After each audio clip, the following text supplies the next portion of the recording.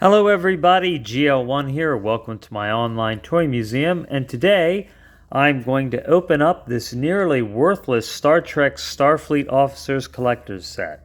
And I say nearly worthless because this is 30 years old, 1994.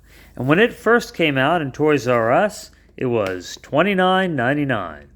And nobody bought it then, and then it went down to $14.98, new lower price.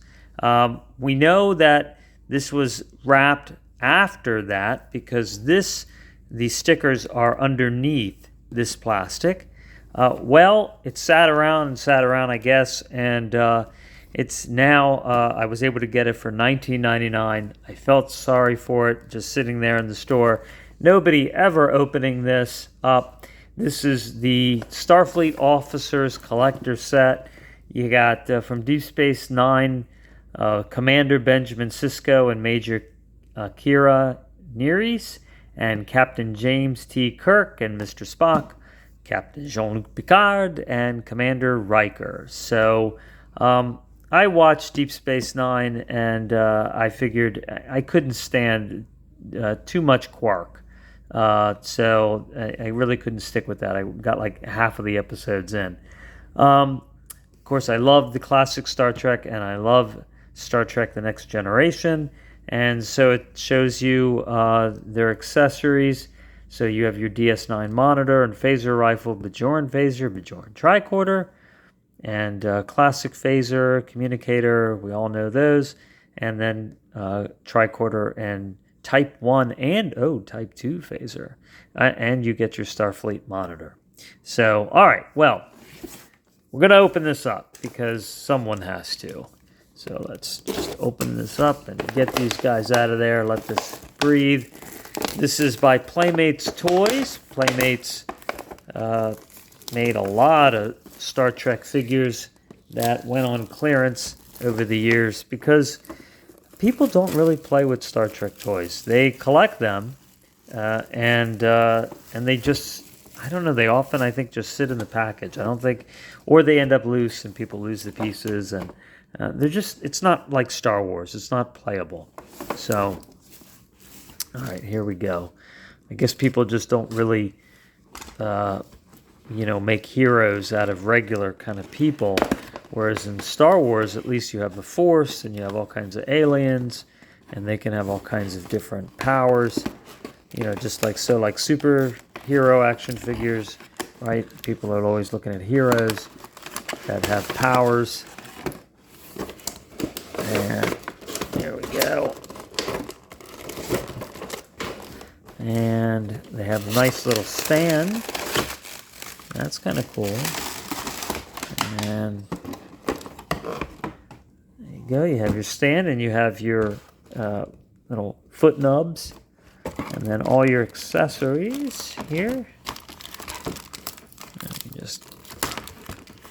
And if any of you have any of the Star Trek figures that Playmates made in the 90s, a lot of these accessories are familiar because they would come with other sets. These might be a little different color.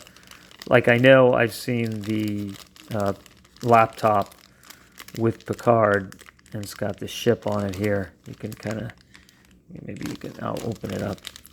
And it was silver. So, but you can see, they have pretty good detail in the tricorder.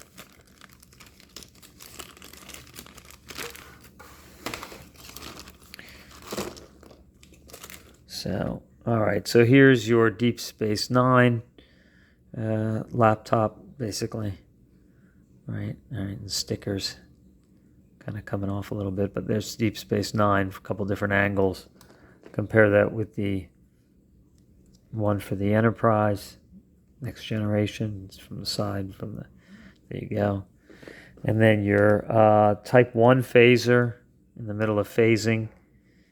Kind of have to reposition that rubber plastic, actually. Maybe you could put it in boiling water and it'll bend and then stay in place. And then the Type 2 phaser. And then you have your classic phasers. These are actually really cool. And then Bajoran weapon, Bajoran tricorder, as if the Bajorans know what they're doing with the tricorder. All right, and here is your big old phase rifle. All right, and that's a tricorder, Starfleet tricorder. No details on it though. I mean, at least the Bajoran one gets, a little sticker on there. All right, well, we got that, and then here's our figures. And I will say that, this is before they did, they had computers that did a molding of the people's face. They took like digital photography and actually did a mold based on that. Like WWE does that all the time. There's wrestling figures. I don't know if this is going to be that easy to open. Hang on a second. Okay, so that was not easy to open. It required a lot of ripping. All right, so here's Riker and Picard in their dress uniforms. And, we have some articulation. Instead of having a shoulder that actually moved about, they just had a bicep that turned out and in, so you could get some articulation there. And as I was saying, they did a really good job, though, on the sculpts of the characters. They really do look quite a bit like them, considering they weren't using, digital renderings. And I think Riker's hands might look a little bit big, but look, you can even see there's, maybe you can see that. There's like some details on the knuckles, fingernails, and things like that, so that's pretty cool. So then they would just peg on here, Star Trek The Next Generation. And then Picard always imploring, right? He's got that look, I'm imploring you. Let me discuss with you. We must make peace. We've got to save humanity. All right. And Riker always backing him up. And then we have Mr. Spock. And I have Spock and Kirk from the bridge set from also around the same time. I remember getting that for $50. I was so excited. It had the whole bridge crew and has a little diorama of the bridge. And actually, that's way, way back on one of my early episodes. I went over that. But those figures look a lot like the characters, and they're all different heights, and the wrinkles in their uniforms are different. So I think that's pretty cool. So even here, you can see the build of the characters, like the Spock is taller, and he was taller, and Kirk is a little bit thicker, and so they didn't just print out the same torso and then just stick it, a different head on. So that's pretty good. I'm not sure this Kirk looks as much like Kirk, though, as some of the older ones that I've seen, or other ones, I should say, because this is old too.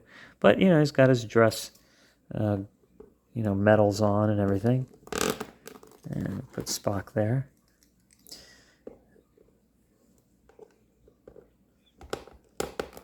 And there we go. And then we're going to put, all right, Kira. Well, that looks a lot like Kira. And it's got the little, her, between her eyebrows, little bumps that the Bajorans have. All right. And, they got this angle articulation that was popular back then. Instead of giving it a hip, that would actually go in different directions. They just did that. It's less expensive and easier to do.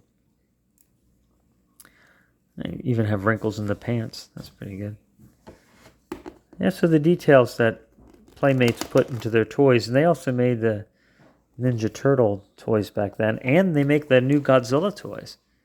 And that's why NECA stopped making Godzilla, is because they didn't want to interfere. They made an agreement with Playmates that Playmate would be the only one making Godzilla toys, so there's no more NECA Godzilla figures, which really stinks because they were the best. They were really great and not that expensive. They're like $20. All right, so does that look like Cisco? Sort of. It's pretty good. It's just not great. So, all right. So then Cisco goes there. And there you go. There's your Star Trek Collector's Commander set. You know, I just see no point in really keeping this, you know, I mean, if anyone was thinking this would go up in value, you know, then yeah, if it would, you know, maybe it'd be worth keeping in the box, and then maybe one day, you know, if you come down with a serious illness and you need to sell some toys to finance your medicines, I could see keeping this, but not worth it, right? Nobody really cares, unfortunately, about Star Trek that much. So into the trash, the box is going to go, and you know, that way I get to show you this set the way I think it should be shown. It's a toy. It's plastic. You know, people should be able to come up to it, take a look at it, and touch it and manipulate it around. Otherwise, all you have is just an expensive box, right? In this case, not a very expensive box. All right, well, take care. Hope you enjoyed that, and I will talk to you soon.